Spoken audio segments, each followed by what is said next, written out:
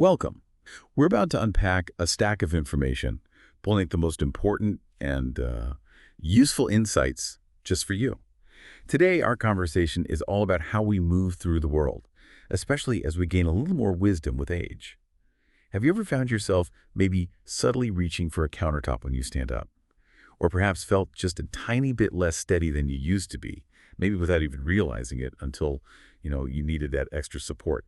It's easy to dismiss these small shifts, but they hold a really powerful message. We're going to explore why those tiny changes happen and, much more importantly, how you can build incredible strength and balance right where you are. No fancy equipment needed.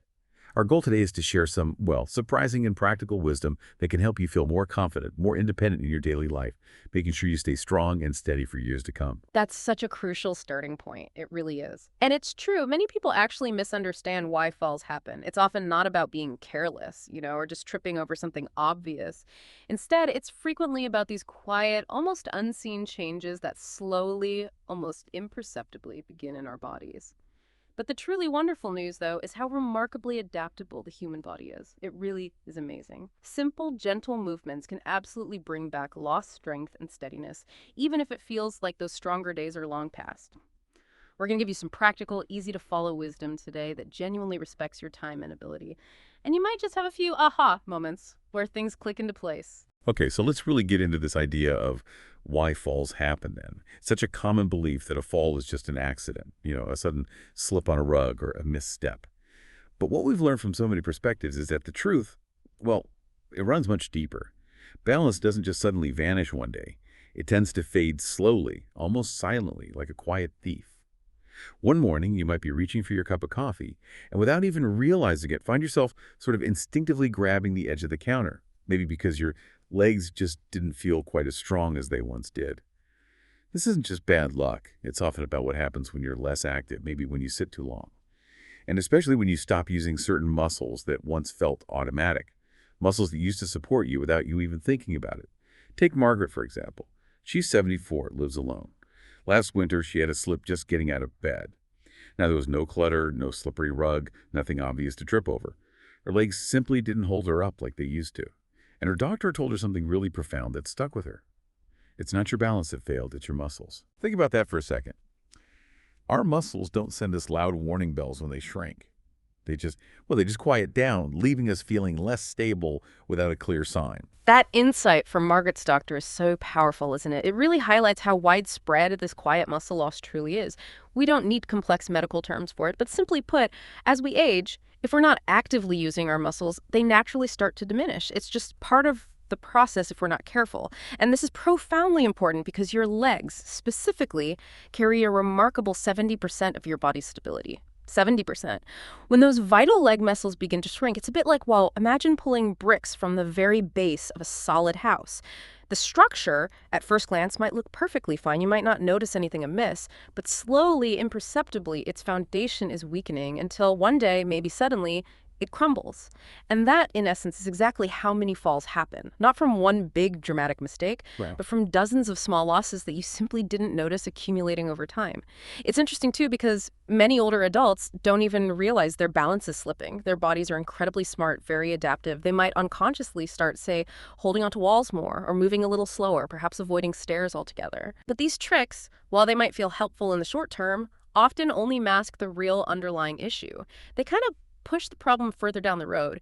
Your body finds clever shortcuts, it's true, but without that core strength, even those shortcuts eventually run out.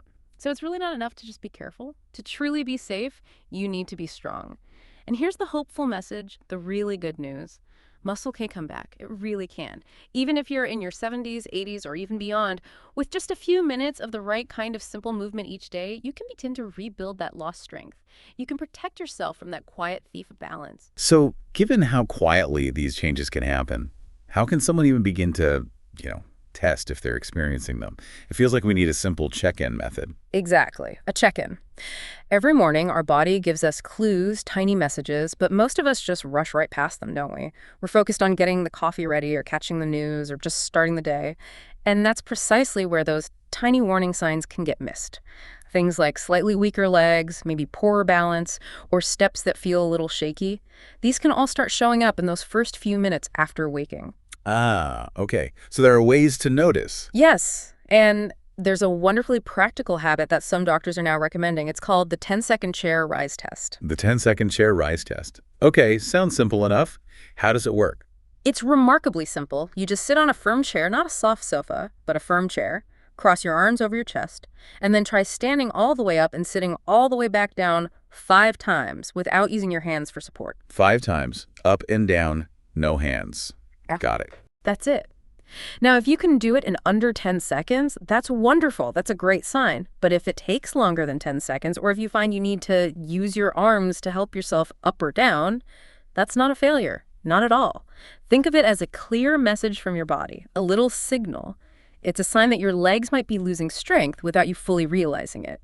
And the important thing is, if this weakness is caught early, you can absolutely do something about it before a fall potentially forces the issue. Right. It's about getting ahead of it. Precisely.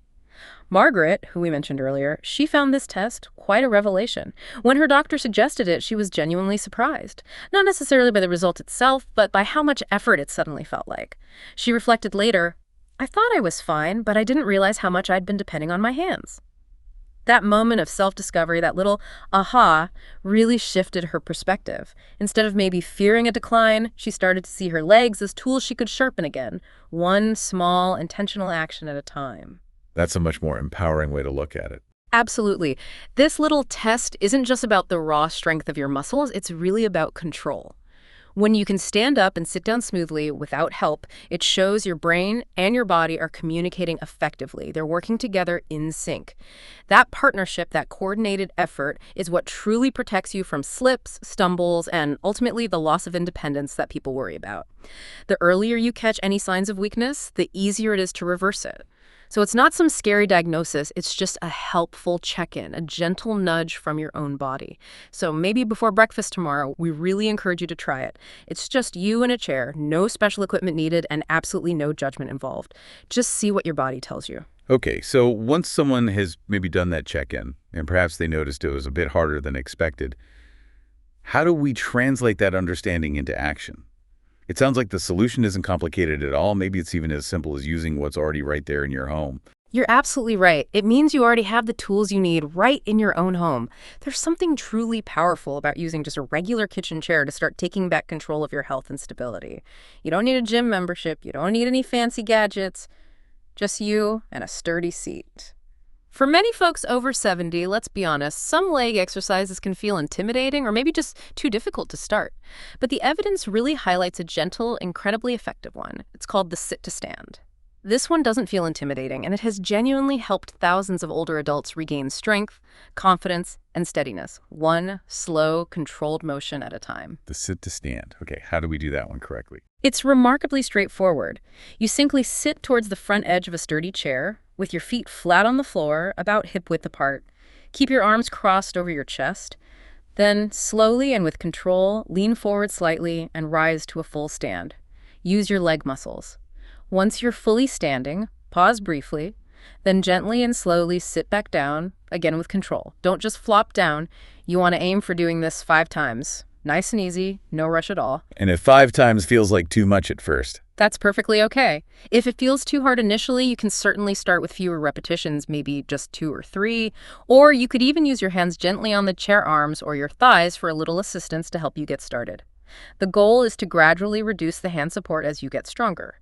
Over time, as your strength builds, those leg muscles will start to remember how they once moved, with grace, with purpose, and, importantly, without fear. It sounds simple, but I suspect it does more than just build thigh muscle. Oh, absolutely.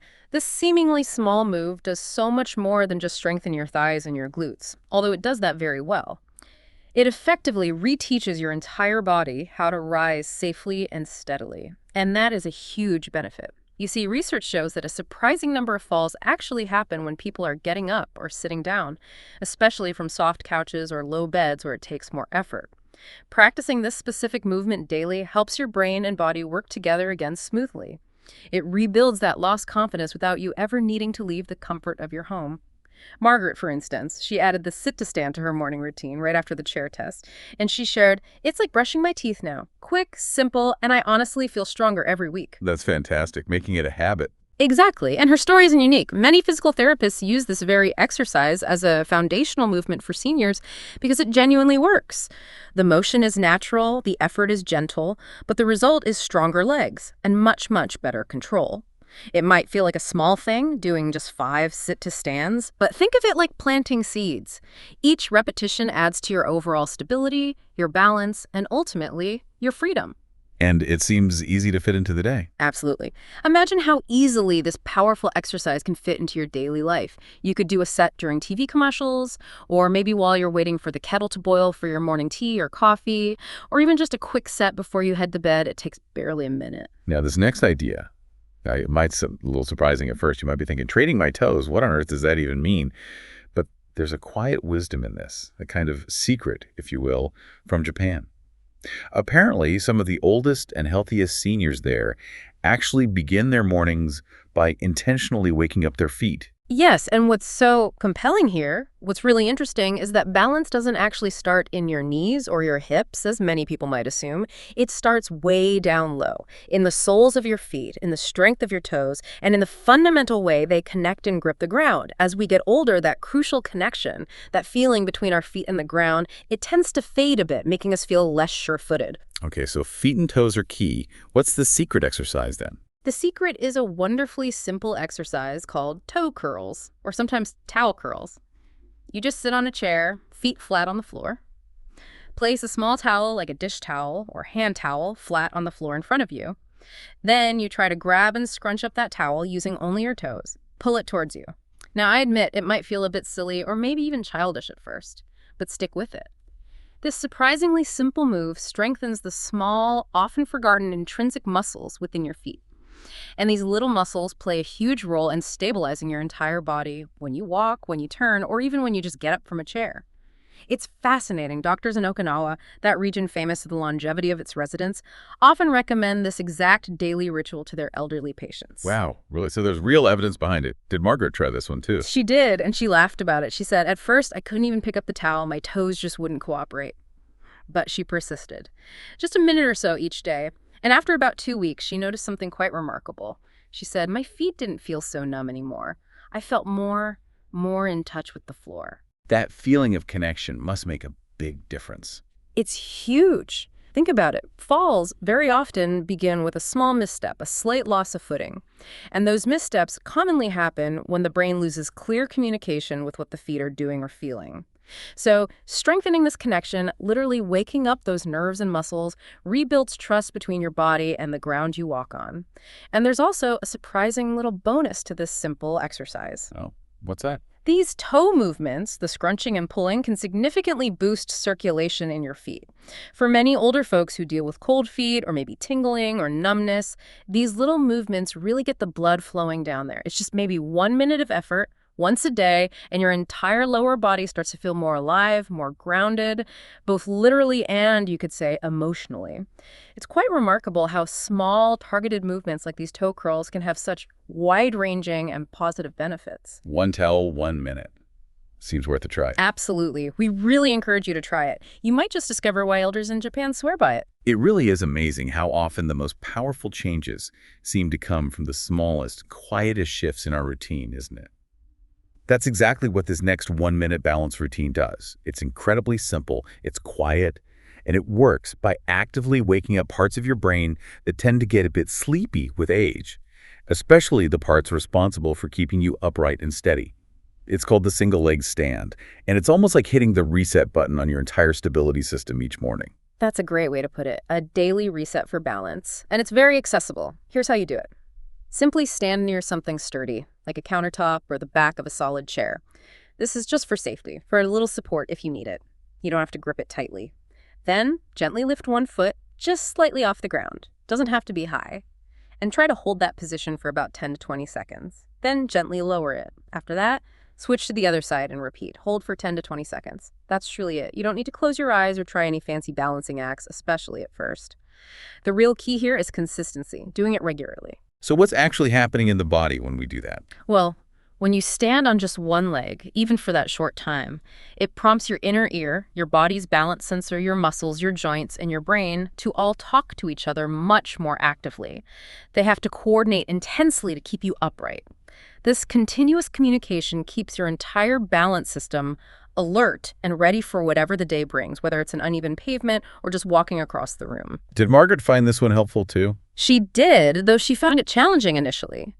She integrated this one right after brushing her teeth, and she playfully said, "At first, I wobbled like a tree in the wind," which many people feel. But she stuck with it, just those few seconds each side every day. And after just about a week, she found she could hold the position longer, more steadily. And importantly, she reported feeling noticeably steadier just walking around her house day to day. So it translates to real-world stability. Exactly. It's a real-world example of your brain actually rewiring itself, forming new connections through repeated action and practice. It learns to balance better. And the beautiful part is that it doesn't primarily require immense strength. It just requires consistent practice. This little move also brilliantly trains your ankles and your hips. These are truly the unsung heroes of fall prevention. They make constant tiny adjustments. When you practice shifting your weight side to side in this controlled way, you're building crucial micro-adjustments. These are the automatic responses that keep you safe when you might trip unexpectedly or step off a curb, or even navigate through a dimly lit room at night. Over time, your body stops reacting with panic to unexpected movements and starts responding with calm, controlled stability. It becomes automatic. Any way to make it a bit harder once it gets easier? Yes, absolutely. For an extra challenge, once you feel steady, you could try doing this exercise barefoot on a slightly softer surface, like a thick rug or maybe a folded yoga mat. This gently pushes your stability system to work even harder. But start simple, near support, just 1 minute a day, maybe 30 seconds per leg, and you're not just standing still, you are actively standing strong, retuning your balance. It's truly fascinating how consistent practice, not just brute strength, is what profoundly improves your balance system over time. Now, for most people over 60, I think the biggest underlying fear isn't just the act of falling itself, it's what might come after. It's that thought of losing independence, of maybe moving slower, of needing help for things that once felt simple and automatic. That's a very real and understandable fear. But here's the reassuring truth we've been building towards.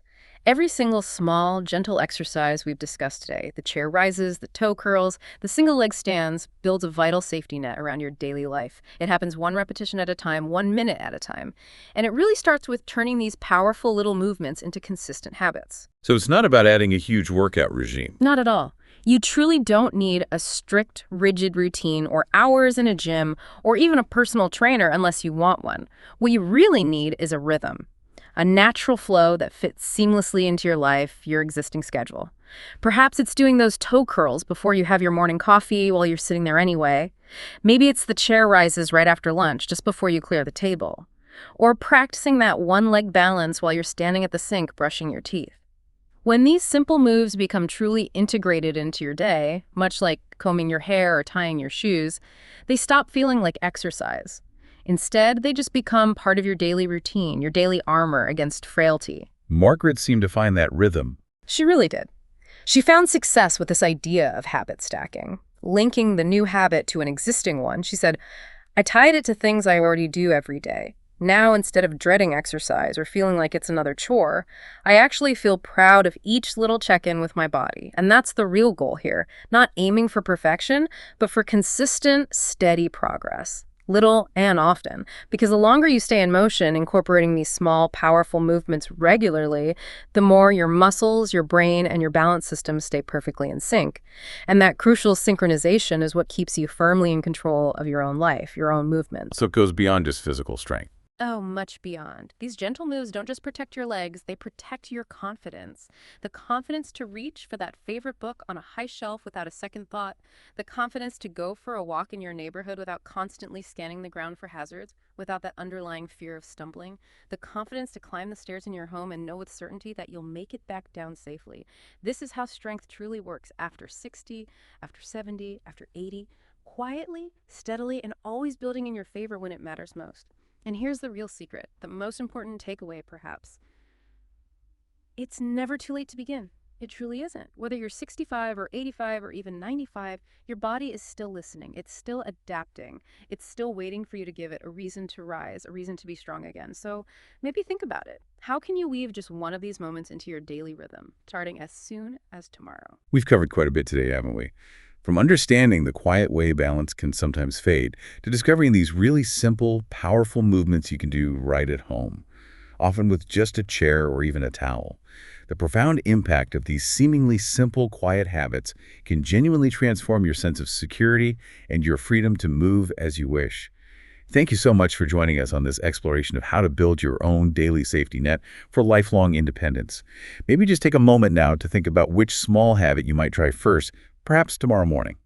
And maybe consider this final thought.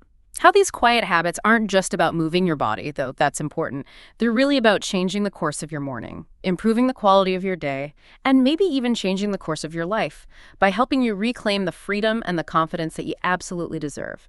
Until next time, stay steady and stay strong.